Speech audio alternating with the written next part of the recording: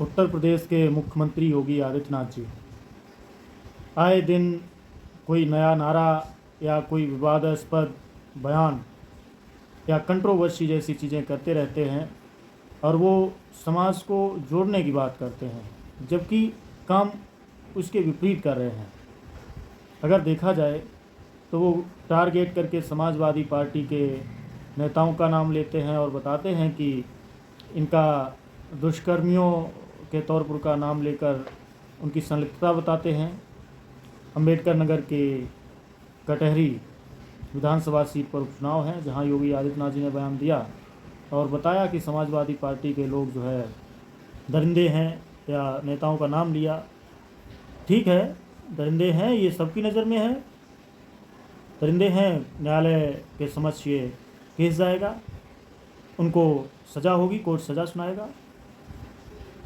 आपके पार्टी के तो कोई दरिंदे रहते हैं तो उनके खिलाफ केस तो तब होता है जब बहुत ज़्यादा धरना प्रदर्शन आंदोलन होते हैं, या फिर पुलिस के द्वारा और आपकी सरकार के द्वारा इतनी लचर पैरवी होती है ताकि दोषियों को सज़ा भी नहीं मिल पाती है। और सही न्याय तो ये हो सकता है कि आप अपने किसी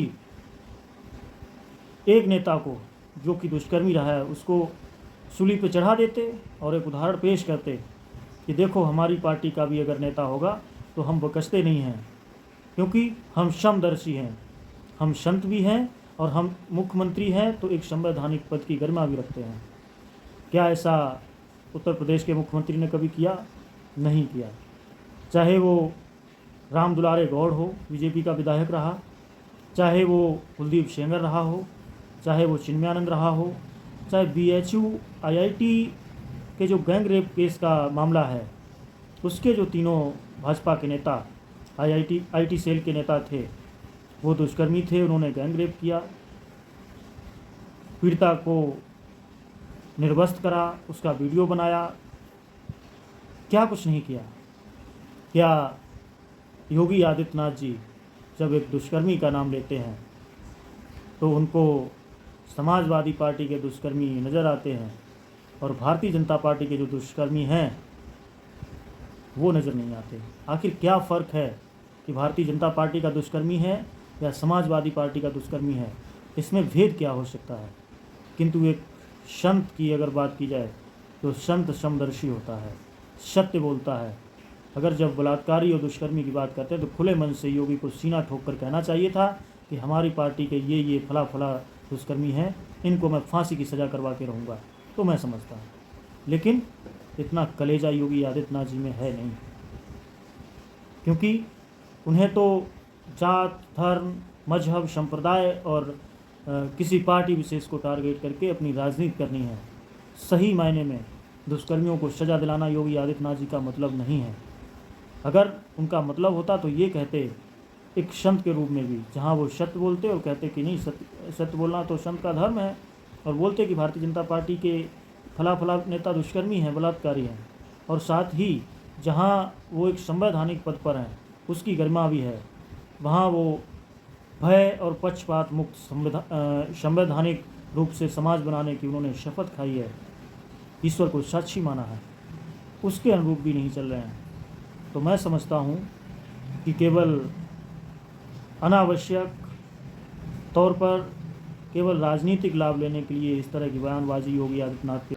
मैं आपसे पूछना चाहता हूं, अयोध्या में जब एक निषाद बेटी के साथ क्या कुछ घटना घटित की थी समाजवादी पार्टी के गुंडों ने, और तब भी समाजवादी पार्टी के नेता और उनके राष्ट्रीय अध्यक्ष उसकी दलील दे रहे थे।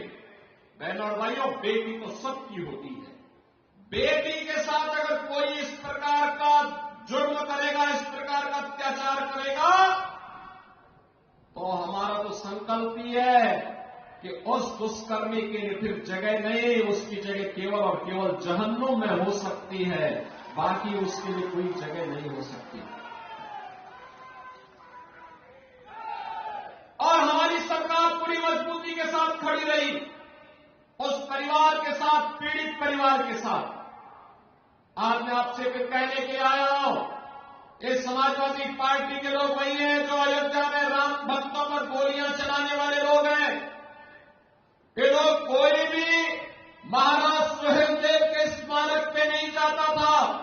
क्योंकि इन्हें भय था कहीं मुस्लिम वोट बैंक खिसक न जाए। लेकिन भारतीय जनता पार्टी ने एनडीए ने मिलकर के बहराइच में महाराज सुहेलदेव का भव्य स्मारक बनाया है।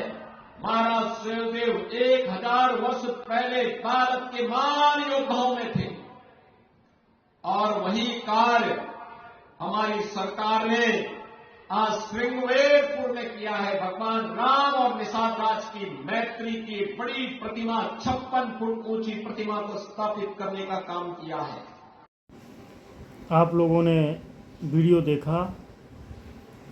कोई ऐसा व्यक्ति आप लोगों में से है जो ये कह सके कि जिस तरह से योगी आदित्यनाथ जी किसी पार्टी को विशेष तौर पर टारगेट कर रहे हैं, किसी जाति को, जैसा कि आपने ये वीडियो में देखा होगा, टारगेट करते हैं, तो क्या एक संत को दूसरी ओर जब पार्टी का ही नाम लेते हैं तो अपनी पार्टी के ही जो दरिंदे रहे हैं, चाहे वो कुलदीप सेंगर रहा हो, चाहे राम दुलारे गौड़ रहा हो, चाहे चिन्मयानंद रहा हो, या जो BHU IIT की छात्रा के साथ गैंगरेप के तीनों दोषी रहे हों, इन सब का नाम भी खुले मंच से लेना चाहिए, क्योंकि कोई संत पक्षपातपूर्ण रवैया नहीं अपना सकता। और दूसरी ओर संत होने के नाते तो सच बोलना ही है, दूसरा न्यायप्रिय होना चाहिए, समदर्शी होना चाहिए संत के रूप में भी। और जहाँ एक संवैधानिक पद पर बैठे हुए हैं, जहाँ CM योगी ने भगवान को साक्षी मानकर संविधान की शपथ ली और भय पक्षपात मुक्त समाज बनाने की कसम खाई है, तो क्या इनको किसी को टारगेट करके बात करनी चाहिए? आप सब लोगों का क्या कुछ कहना है, हमें अपनी राय कमेंट में दें। वीडियो को लाइक करें, शेयर करें और चैनल को सब्सक्राइब अवश्य करें। धन्यवाद। नमस्कार।